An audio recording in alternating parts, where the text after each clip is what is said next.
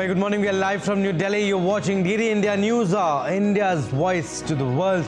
I'm Abhishek Mahajan. Coming up in the next hour, India's Prime Minister Narendra Modi successfully concludes his visit to Dubai for COP28, proposes hosting 2028 UN climate talks.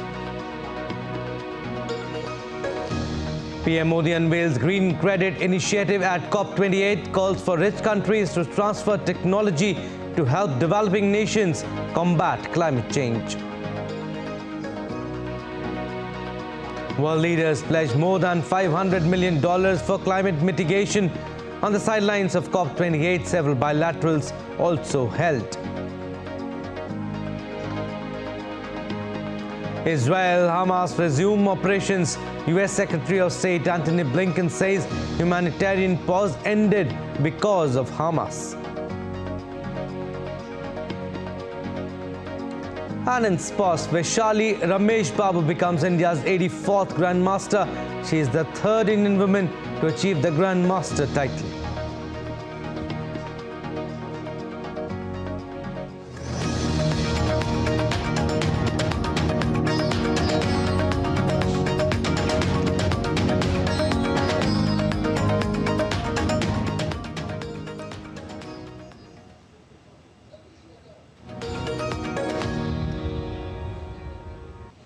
Now, news in detail. India's Prime Minister Narendra Modi successfully concludes his visit to Dubai for COP28.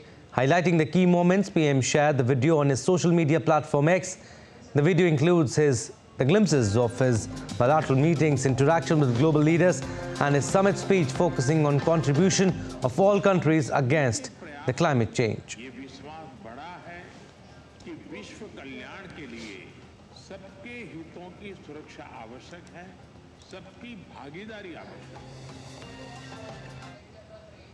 And India's Prime Minister Narendra Modi arrived in national capital New Delhi after a day packed with summit speeches, bilateral meetings and launching a Green Credit Initiative at the World Climate Action Summit in Dubai. On his successful visit, Foreign Secretary Vinay Quatra said the Prime Minister had the opportunity to discuss ways to promote clean and green growth.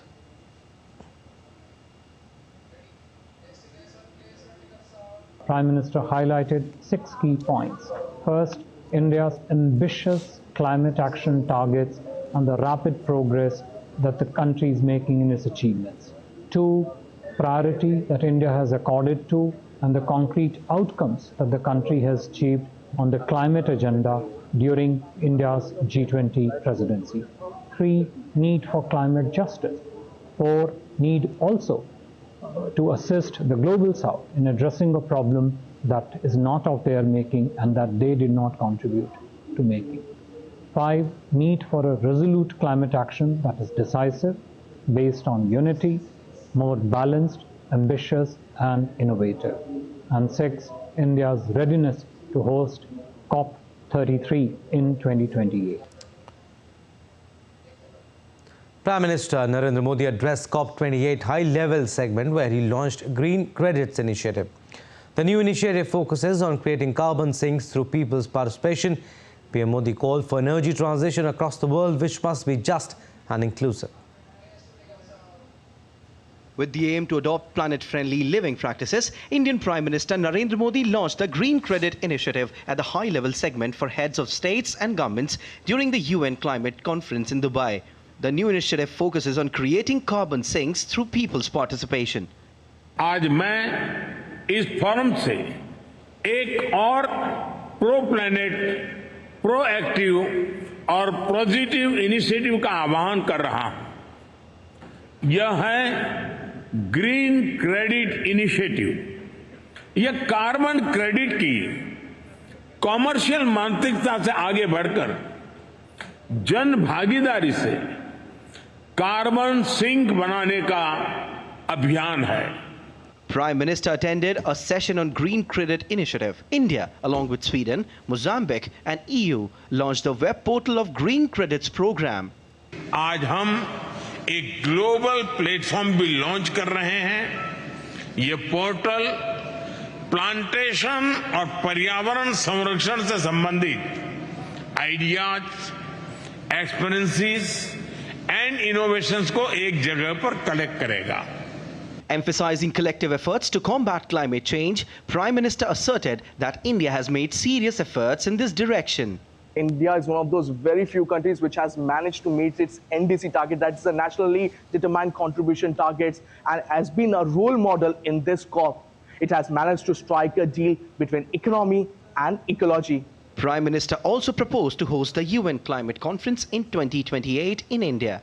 Bharat UN framework for climate change process के प्रति प्रतिबद्ध है, इसलिए आज मैं इस मंच से 2028 में COP33 समिट को भारत में होस्ट करने का प्रस्ताव भी रखता हूं। Prime Minister Narendra Modi also took part in the Transforming Climate Finance session. PM urged the developed nations to increase the fund for climate.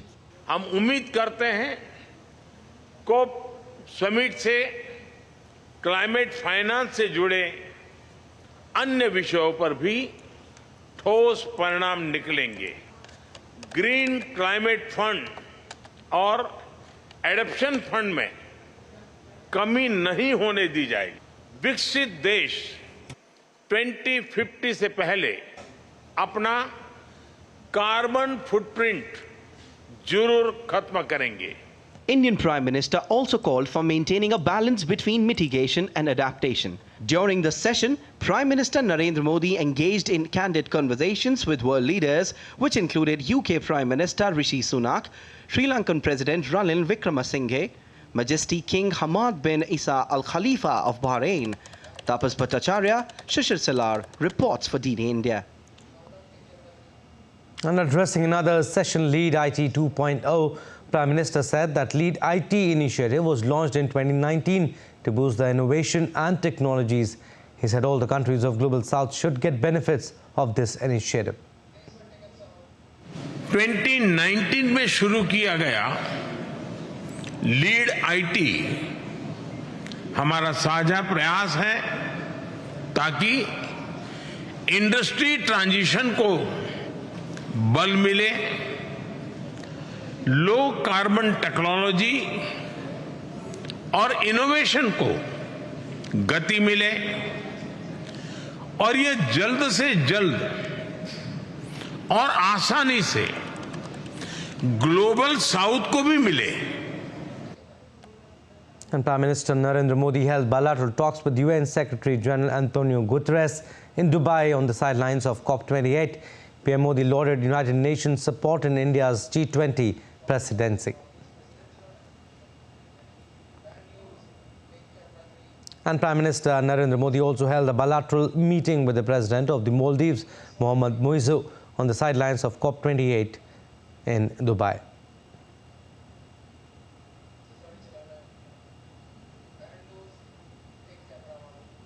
And DD India correspondent Tapas Bhattacharya spoke to members of the Indian diaspora present at the World Climate Action Summit. Listen in. Mr. Narendra Modi left Dubai, but he left everyone spellbounded. How's the Josh? Hi, sir! So that's the Josh for all the Indian diaspora. Let me get you some reaction from them. Ma'am, you guys want to speak? How was the experience seeing Prime Minister from such a close quarter and listening to him? He has actually led the world to a better, sustainable place, isn't it? I think it was a great opportunity, especially as university students. We were so excited, and what he conveyed to all of us, the message was really, really strong. That sustainability is not just something that we have to look at, but also act upon, and it's an individualistic approach. So I think it's really important for us as students to also contribute to this change. Right, contribute to the change, and students can do that. So find out more about it. What about you? I think it was an amazing opportunity. I don't think we would have ever gotten this in like another lifetime. So we're very happy about it. Thanks a lot. Yeah. What about you guys? You guys were there, so you heard the Prime Minister. What was the message that you liked most? The only message I got from today was Prakriti ko bachaiye ताकि प्रकृति हमें वापस बचा सके. That was the best message that Prime Minister Modi gave us today, and we are very enlightened to see the most three powerful men of India, with Mr. Ajit Doval, Mr. S. Jaishankar, and the Prime Minister. How did you see all these guys? I I just consider it as India is doing this thing on such a big stage and tying up with the European countries, So now the entire world knows what India is. So, Vasudhaiva Kutumbakam. Vasudhaiva Kutumbakam is like entire Earth is one world and Modi, one family, and Mr. Modi is taking us to the next level, which is a happy moment for us. So, one world, one family, and Prime Minister Modi is leading them to a better, cleaner one earth, one world, one This family. is Tanush Bhattacharya from Dubai for TD India. Meanwhile, climate activists across Europe are calling on leaders meeting at COP28 to agree on firm commitments to cut fossil fuel use. In Germany, a high-profile organization continues to draw criticism, however, for the methods they are using to try and shine a spotlight on the climate cause. From Berlin, DD India's Trent Murray reports. Across Germany, the colour orange has become a symbol of protest, synonymous with green causes. Climate activists from the group known as Last Generation creating headlines as they disrupt traffic, vandalise public monuments and get into heated exchanges with members of the public. It's leading to a national conversation about whether this type of action is helping or hindering the climate action cause. I think their actions are highly problematic, as climate protection is the central challenge of this century. This group must be stopped now. In the end, they want a different society, the end of the market economy, the end of growth. They are making this a radical, niche issue and causing the centre of society to completely lose its understanding of what climate protection is all about. Fight for climate justice! Fight for... But just a few hundred metres from the German parliament, protesters from the group gathered to coincide with COP28, making no apologies for their acts of civil disobedience. For me, this little blockades on streets on the rush hour is not a very problem for me, because I drive my bike most of the time to work. We have to wake up, and the climate is in an emergency status. Some critics would say, look, that type of action is maybe a hindrance. It doesn't help the cause, it just makes people angry. I mean, how do you respond to people that have that argument with you? If you are irritating people, that's fine with me, because when you irritate people, then something is happening. There's not going to be a transformation with people when they are comfortable, so we have to be very annoying. Well, as the world meets in Dubai for COP28, many of the protesters here say they are simply not confident that there will be positive outcomes from that meeting for the climate change cause. They are instead saying it is the power of people and not politicians that will solve the climate crisis. But whether groups like these are bringing people with them remains up for debate. A recent poll revealing that the vast majority of Germans believe that Last Generation's actions go too far. The polls say we have 4 out of 5 Germans who say they don't like these kind of protests. On the other hand, if you ask them whether they think it's legitimate to engage in these kind of protests when you connect it to the climate crisis and to the inactiveness of the government, half of Germans would say, yeah, it's legitimate. Everyone in our society needs to ask themselves the question, what am I doing right now? Am I just a bystander or do I take action? Despite pushback, groups like these say they're not going anywhere, and they continue to attract new members from a cross-section of society. Doctors, scientists, even religious groups. They all say they're fighting for the next generation. And they hope that as gas-guzzling countries gather in the Gulf, they will all agree to sing from the same song sheet when it comes to making the tough calls on cutting emissions. Trent Murray for DD India, Berlin. All right, after this report, we'll We are slipping into a very short break, but still to come on this edition of DD India News are: Russia launches 25 drone attacks on Ukraine overnight. French far-right group protests teenagers' death in southeast France. The group equates the murder to be an attack on France. Christmas fervor sets in Germany as Nuremberg Christmas market opens for visitors. Stay with us for the highlights.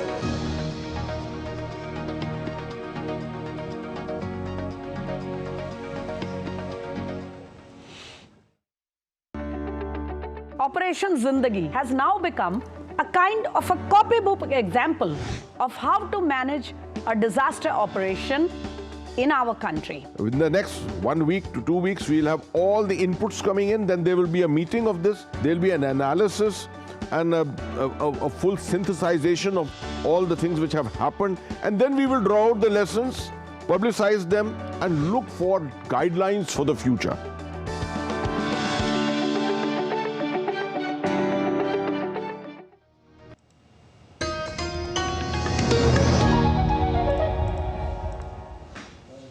Welcome back. You're watching DD India News. I'm Abhishek Mahajan. Updates now on Israel-Hamas conflict. Multiple rockets were seen flying over an area near the Israeli-Gaza border as Israel resumed operations to neutralize the threat posed by Hamas after the end of truce between them. The White House singled out Hamas, saying it had failed to produce a new list of hostages to release to enable an extension of the truce. The U.S. Secretary of State Antony Blinken says we are determined to do everything we can to get everyone home and to get them reunited with their families. We're determined to do everything we can to get everyone home, to get them reunited with their families, including pursuing the process that had worked for 7 days. We had 7 days of a pause, 7 days of people coming home and being reunited with their families. So we're on that almost hour by hour. But meanwhile, we've also been very clear that we support Israel in its efforts to make sure that October 7th never happens again. We've also been very clear about the imperative of doing that in a way that puts a premium on protecting civilians and making sure that humanitarian assistance gets to those who need it. Meanwhile, the Israeli troops identified the body of one hostage and confirmed the death of 4 others seized by Hamas after a temporary truce between the two came to an end. The chief military spokesperson, Rear Admiral Daniel Hagerty, said the families of the hostages had been informed of their deaths.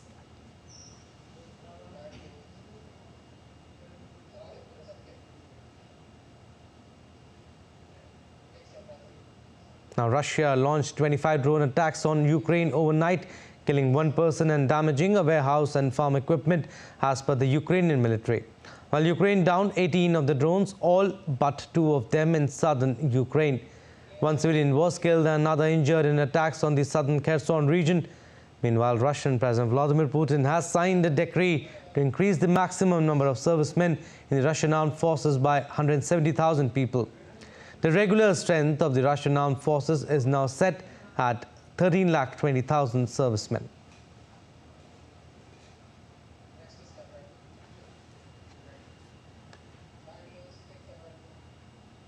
Now, Slovak road hauliers have blocked the country's main border crossing point with Ukraine, joining Polish protests in demanding that the European Union reintroduce a permit system for Ukrainian competitors. DD India correspondent in Budapest, Pablo Gutierrez, reports. For weeks, Polish truckers have been blocking multiple borders, demanding stricter controls for their Ukrainian counterparts. Now, the Slovak truckers are demanding the same. recently, UNAS, which is Slovakia Truckers Union Association, in a Facebook statement, they published that we cannot leave them, meaning the Polish truckers, alone in this fight. Now, the catalyst for all of this protest stems from an exemption granted to the Ukrainian truckers that basically allows them to transport goods and products across the European Union without any permits. This happened right after the invasion of Russia into Ukraine back in February 2022. Now, the truckers argue that their Ukrainian counterparts are giving better deals and they are getting more businesses, and they say that they cannot compete with this and that this is unfair to them. The blockade at the Bizne-Nemechie border, which is the border between Slovakia and the Ukraine, is very significant because this is the only border crossing that allows for heavy trucks to transit through it. Now, the UNAS, which is Slovakia's trucker association, indicated that the blockade will not affect the transport of military aid, food, and fuel to the Ukraine. They said they are going to respect that, but they are calling for better conditions and for the EU to step in and basically help them alleviate this situation. In Budapest, I'm Pablo Gutierrez reporting for DD India. A French far-right group protests in Paris following death of a teenager in southeast France. Around 200 far-right group members and sympathizers joined the protest. Far-right politicians have framed the November 19 murder as an attack on France, as witnesses alleged that the assailants were of Arab origin. The death of Thomas has sparked nighttime protests across France over the past week, with some turning violent and leading to arrests. French authorities said 9 people have been arrested in connection with the killing.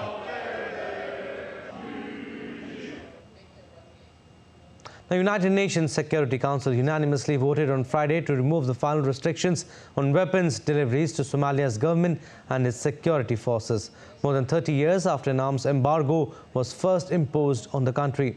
The Council put the embargo on Somalia in 1992 to cut the flow of weapons to feuding warlords who had ousted dictator Mohamed Siad Barre and plunged the Horn of Africa country into civil war. The 15-member body adopted 2 British-drafted resolutions, one to remove the full arms embargo on Somalia and another to reimpose an arms embargo on Al-Qaeda-linked Al-Shabaab militants. Now let's take a look at other stories making news around the world.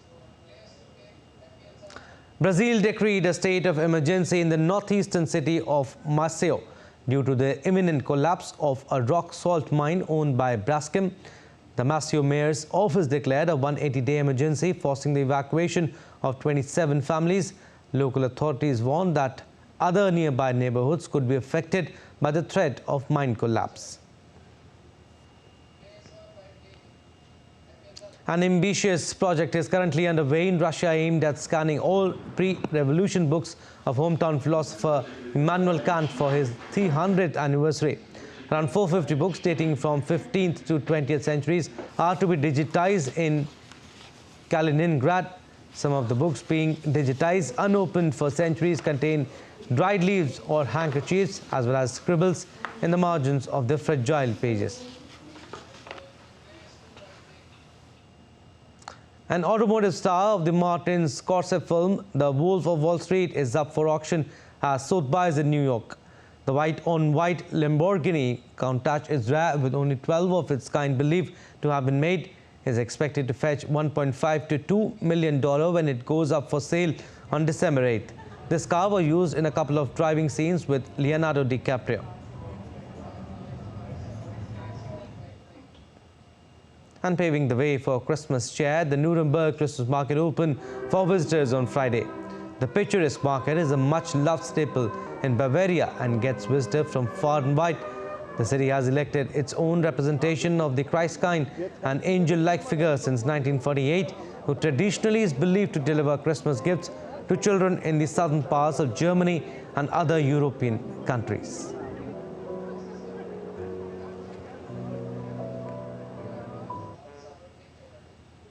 And the spire of Paris Notre Dame Cathedral has been reinstalled, a key part of the reconstruction process. The cathedral was badly damaged in a major fire in 2019, and during that blaze, the spire collapsed through the fallen roof of the building. DD India's Ross Cullen reports from Paris. The fire in April 2019 was devastating. The roof of the cathedral going up in flames and burning for hours as the city and the world watched, fearing if one of France's most famous monuments would be completely destroyed.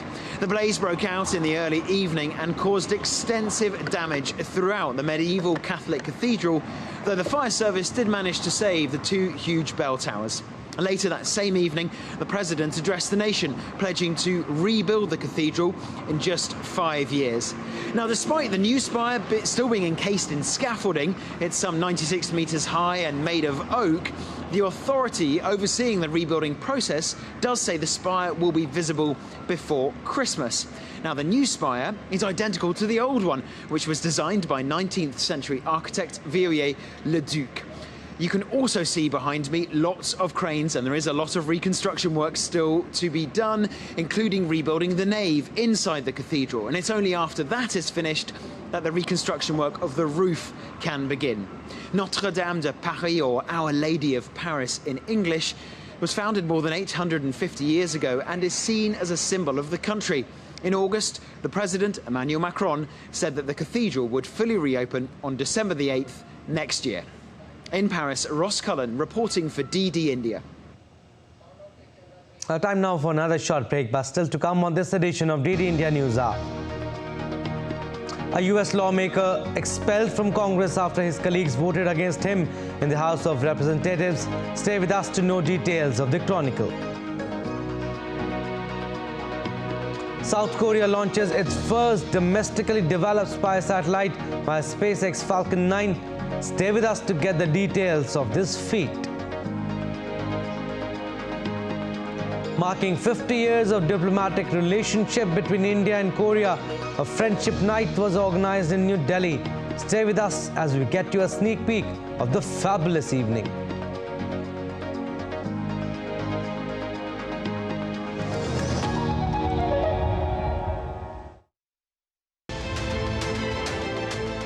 We are taking up India's role and leadership in multilateral climate negotiations. How India has performed in climate talks over the years, what are the major pressing issues from India's point of view and from that of the global south, and how are climate negotiations progressing and do they hold out hope for humanity? I think there is a growing realization that there is scope for India to have competitive advantage by being an early mover in technologies like battery, technologies like hydrogen. We see the solar potential in India, and so we are doing what a responsible power should do, which is something that promotes the global good while also promoting the national good.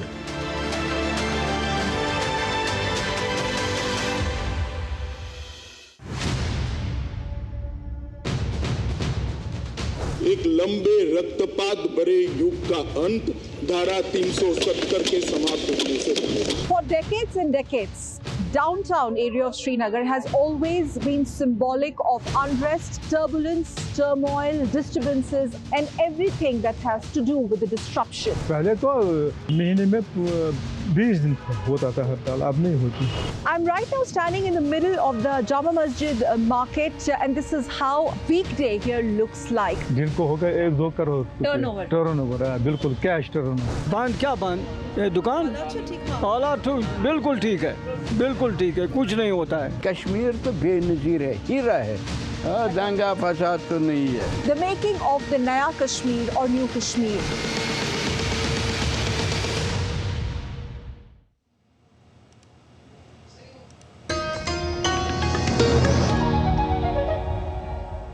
Welcome back. You're watching DD India News Hour. I'm Abhishek Mahajan. Recap of what we have done so far. India's Prime Minister Narendra Modi successfully concludes his visit to Dubai for COP28, proposes hosting 2028 UN climate talks. PM Modi unveils Green Credit Initiative at COP28, calls for rich countries to transfer technology to help developing nations combat climate change. Israel-Hamas resume operations. US Secretary of State Antony Blinken says humanitarian pause ended because of Hamas.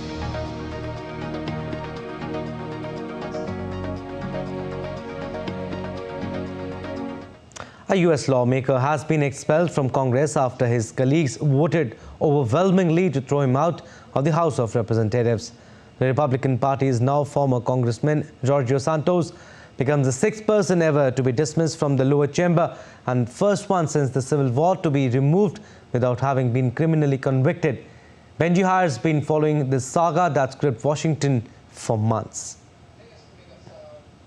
Well, Friday caps a remarkable, often mystifying, short stint in Congress for the New York representative.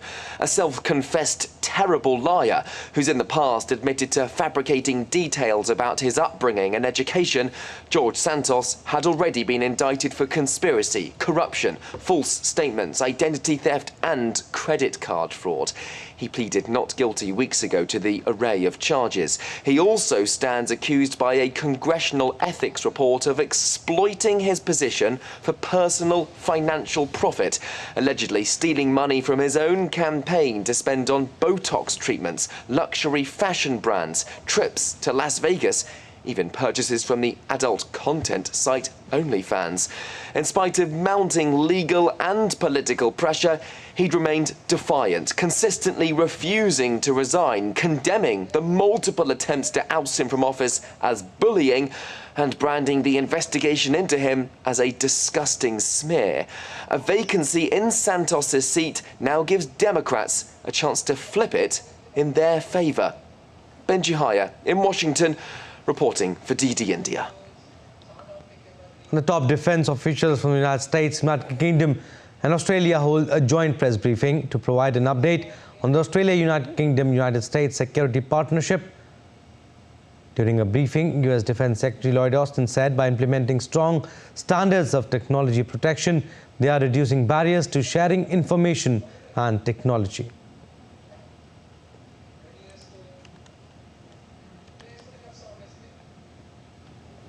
And through Pillar 2, we have leveraged our respective defense innovation and industry sectors to develop and deliver advanced capabilities so that our warfighters can hear, see, and act with decisive advantage.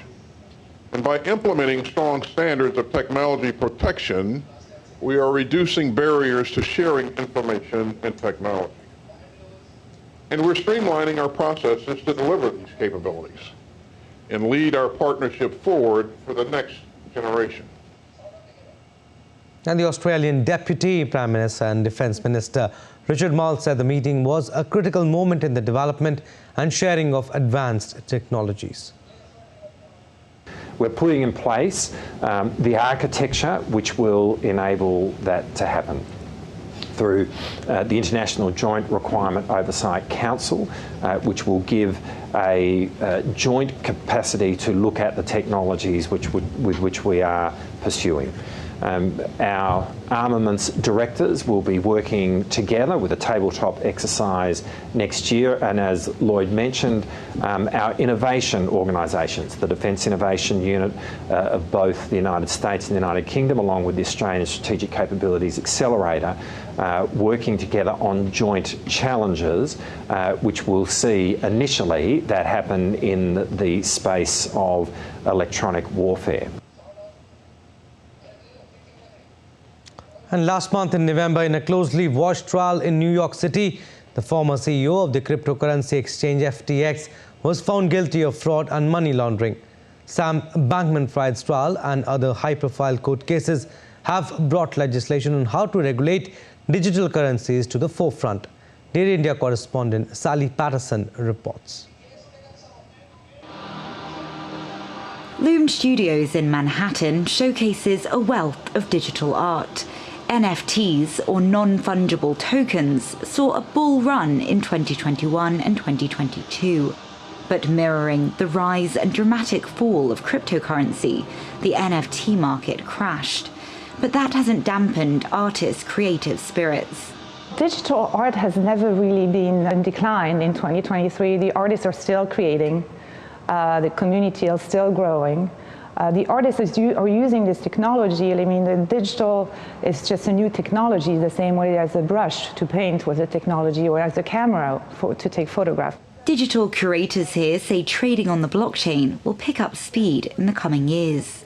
There's a lot of misinformation about it. There's such bad press that gives, I think, a negative light, but it really is the future of art transaction, and I really believe that for all digital art, it's the safest way and you also know where it's going, how it's been sent. Trust in the whole sector took a major hit in 2023. The high-profile court case of Sam Bankman-Fried, once dubbed the crypto king, brought the industry into disrepute. In November, he was convicted of 7 counts of fraud and conspiracy at a Manhattan courthouse for stealing billions of dollars of customers' money. That same month, Binance chief Changpeng Zhao pleaded guilty to breaking anti-money laundering laws as part of a $4.3 billion settlement with the US government. US lawmakers are trying to get a handle on crypto crime to protect consumers. Treasury officials say crypto companies could be cut off if they fail to contain and report illicit money flows. It's a challenge politicians around the world are grappling with. In March, the Indian federal government said the country's money laundering laws will also apply to trade in cryptocurrencies. It's a careful balance of implementing regulations while not driving investment overseas. We are still in crypto 1.0. Like the web and the dot-com boom in the 90s, there were a lot of vulnerabilities. People were hacking websites. You could have gotten your credit card information stolen if you were buying on e-commerce sites in the 90s. It's a similar thing here. There needs to be multiple iterations of security and layers so that we don't have the DeFi hacks and all these things that are happening. There's still a lot of things that are up in the air, but over time, as the technology advances, it'll get much safer. There's optimism that with the right safeguards in place, 2024 could set the digital market back on track. Sally Patterson in New York, reporting for DD India.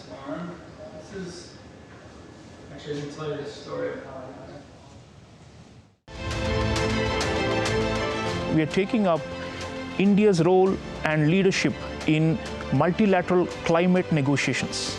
How India has performed in climate talks over the years, what are the major pressing issues from India's point of view and from that of the global south, and how are climate negotiations progressing, and do they hold out hope for humanity? I think there's a growing realization that there is scope for India to have competitive advantage by being an early mover in technologies like battery, technologies like hydrogen. We see the solar potential in India. And so we are doing what a responsible power should do, which is something that promotes the global good while also promoting the national good.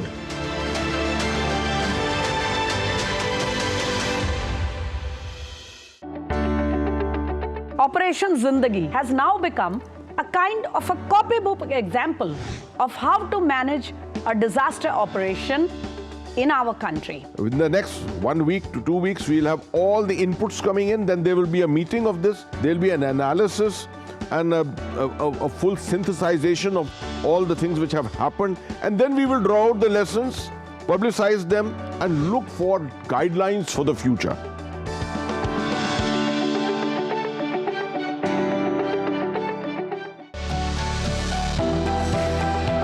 Turning crisis into opportunity, transforming ideas into action, stories of real change, tales of sustainable solution.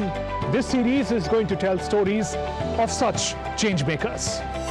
Watch Change Makers on DD India.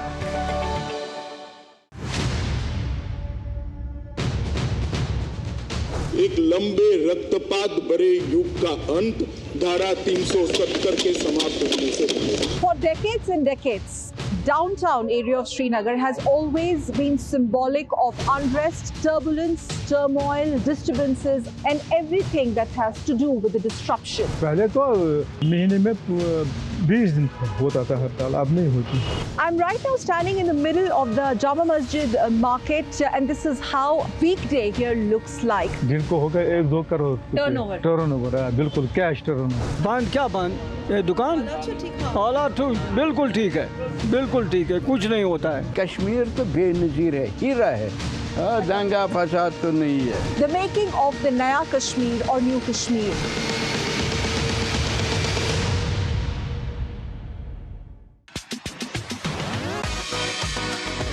India that invents. India that innovates.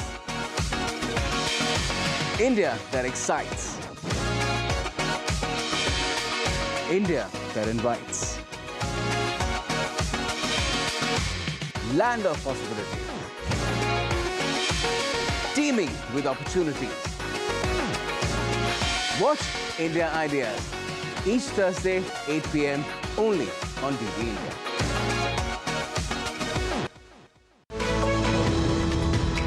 We just don't bring you the news as it unfolds. We get to the heart of the matter. We don't just present facts. We demystify complex social, political, and economic events. We break stories that shape the world's present and future because you deserve the truth. I am Tanvi Taneja from New Delhi. I'm Ollie Barrett from London. I'm Nick Harper from Washington, D.C.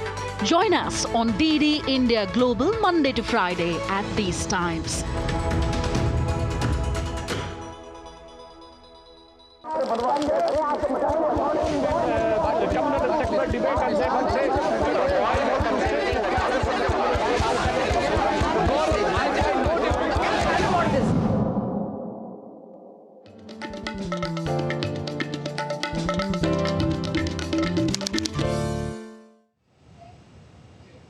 Welcome back. You're watching DD India News Hour. I'm Abhishek Mahajan. South Korea has launched its first domestically developed spy satellite on Friday via a SpaceX Falcon 9. The launch was carried out from California's Vandenberg Space Force Base after North Korea successfully launched its own military reconnaissance satellite last month. The Elon Musk company also put on a live stream of the mission. North Korea has warned that it would consider any interference with the satellite operations a declaration of war after the US said it had capabilities to deny North Korean satellites space capabilities through multiple means. North Korea also said it would mobilize its war deterrence if any attack against its strategic assets were imminent.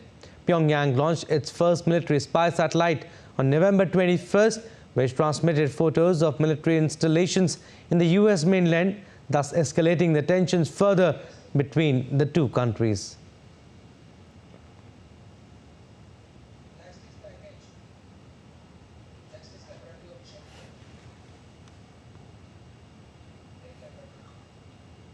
Japan is famous as a country with 4 distinct seasons, but global warming is threatening that reputation. As the country logs its hottest November on record, warmer temperatures are seeing longer, hotter summers and shorter cool periods. DD India's Chris Gilbert reports from Tokyo. Well, this is the last of Japan's famous autumn colors for the season. People wait all year to come to places like this in downtown Tokyo and see the leaves turn. But according to forecasters, these autumn colors arrived late this year and they're not going to stay long.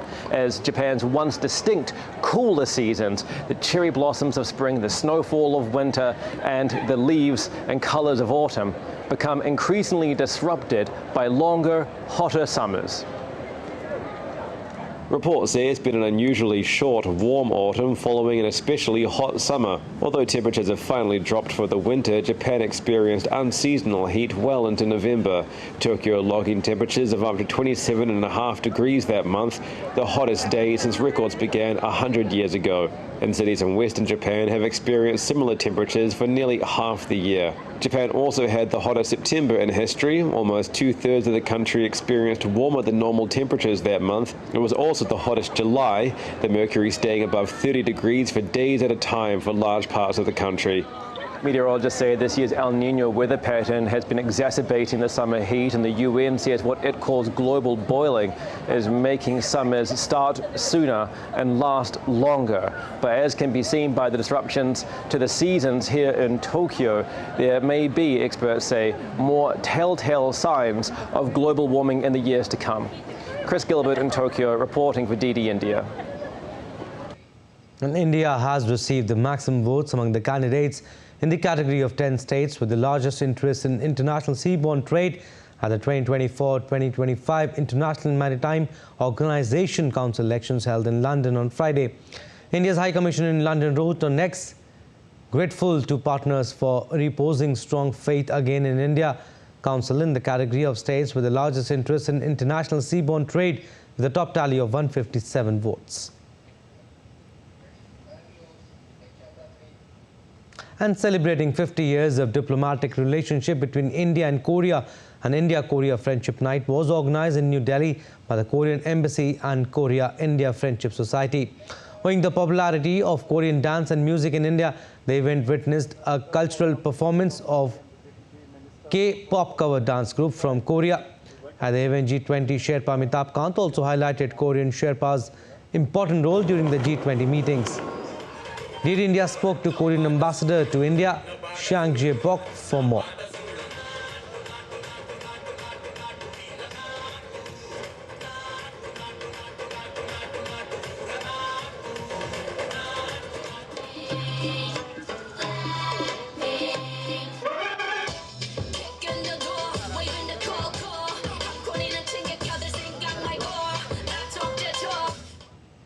By the Korean ambassador to India, and we'll talk more on the 50th. We are celebrating 50th anniversary of India-Korea friendship. So we definitely know India and Korea have had a long-lasting friendship, and the relationship was elevated to strategic partnership in 2015. How do you see the relations and the momentum of the relationship going forward? Marking the 50 years of diplomatic relations between India and Korea, we expect more and more cooperation as the special strategic partner. And we are not only the trade partners, but also we are the accumulating our bilateral relationship in many aspects, especially strategic field, including defense industry cooperation. Besides that, also when you're talking about Korea Plus, which was launched, to boost in trade and investments, how do you see that also impacting, bringing in more investments in India? India is becoming a manufacturing hub. It can replace the China, considering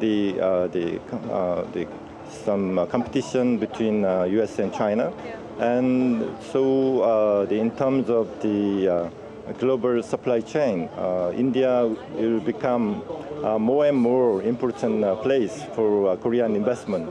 So we expect more the Korean business to come to India, and also making some expansion of the existing investment by the Korean business, such as Samsung and Hyundai and Kia, LG Electronics, and some other the big business from Korea. We heard the Indian Sherpa of the G20 just say that the Korean part, the Korean Sherpa was really important. His role was really important in the New Delhi Declaration and the G20. We definitely see that India has just concluded its G20 presidency. How do you actually look at it, in a whole sense? First of all, I'd like to congratulate to India and Indian people for the great success of the G20 presidency of India during the last year. It was really difficult to come up with the leaders' declaration at the summit, but thanks to the G20 Sherpa, Amitabh Kantji, and also along with the cooperation of the other the G20 Sherpas, including Korean Sherpa, and also our embassy here, wish the great success for the G20 success of the Indian presidency. Thank you so much, Ambassador, for taking out the time. Thank you so much for talking to us. So here we had the Ambassador of Korea speak to us on the 50 years of diplomatic relationship between India and South Korea. This is Meghna Dev with camera person Ajit from New Delhi for DD India.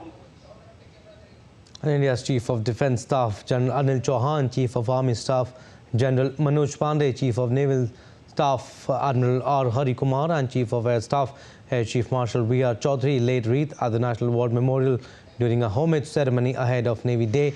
India's Navy Day is celebrated on 4th December every year in India to acknowledge the role of the Indian Navy and commemorate its achievements in Operation Trident during the 1971 India-Bangladesh.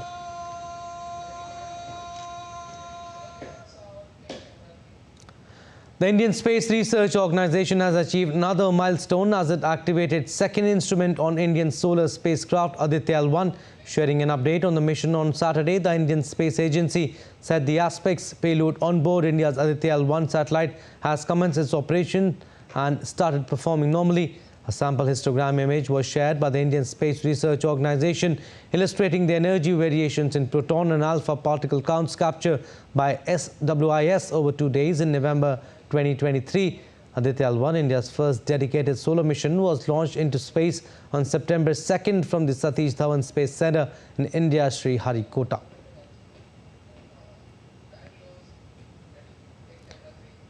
Now let's take a look at other stories making news today. The Indian central government has called for an all-party meeting today ahead of the winter session of Parliament commencing from Monday. A total of 18 bills have been listed. There will be discussions on smoothly running the proceedings of both the houses in the Parliament. The winter session of the Parliament will start from December 4th and continue till 22nd December. Counting of votes for Mizoram Assembly elections in India will now take place on 4th December instead of 3rd December. The Election Commission of India said it had received several representations from various areas asking for a change in the counting date on the ground that Sunday holds a special significance for the people of Mizoram. Church programs are held on Sunday. And the 34th edition of International Konark Dance Festival kicked off in India's Odisha with Odissi and Bharatanatyam at the backdrop of world-famous Konark Temple. The 5-day program is being organized by Department of Tourism, Government of Odisha. The event showcases the best of India's traditional and classical dance forms, besides offering insights into the cultural heritage of the country.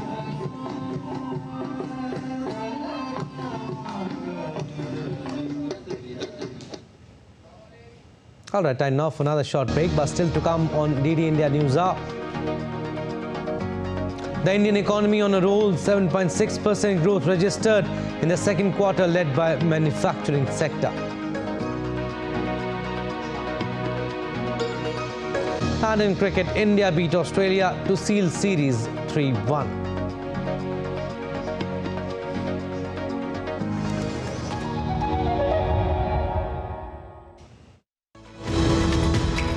We just don't bring you the news as it unfolds. We get to the heart of the matter. We don't just present facts. We demystify complex social, political, and economic events. We break stories that shape the world's present and future because you deserve the truth. I am Tanvi Taneja from New Delhi. I'm Ollie Barrett from London. I'm Nick Harper from Washington, D.C.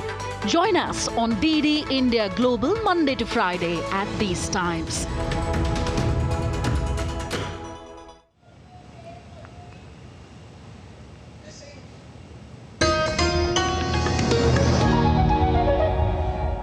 Welcome back. You're watching DD India News Hour. I'm Abhishek Mahajan.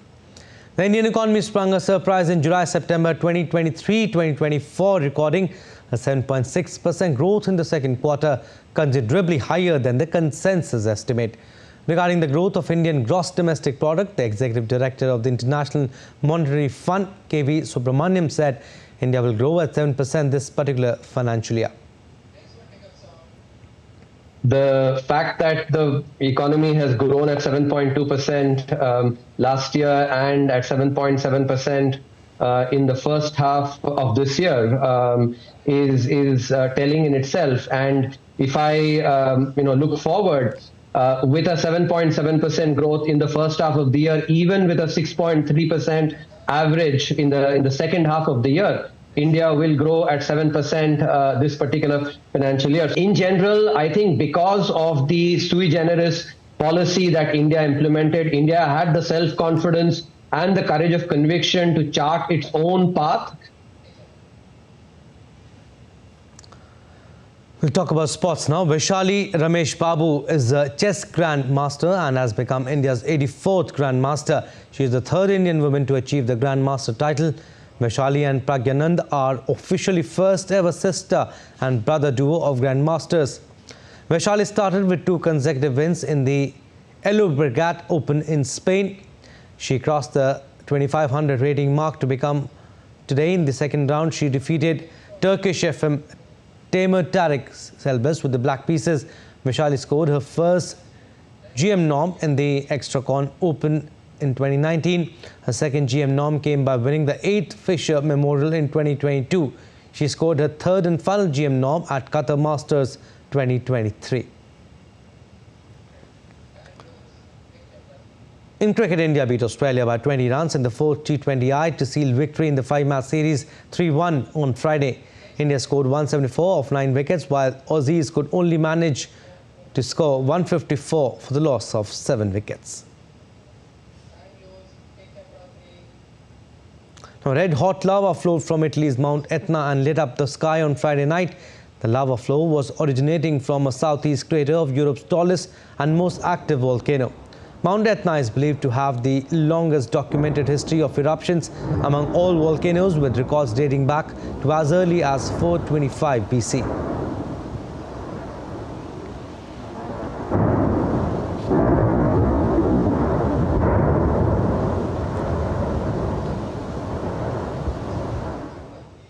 Alright, that's all for this edition of DD India News Hour. But do let us know your thoughts on the news of the day. You can connect with us on Facebook, X, formerly Twitter and Instagram.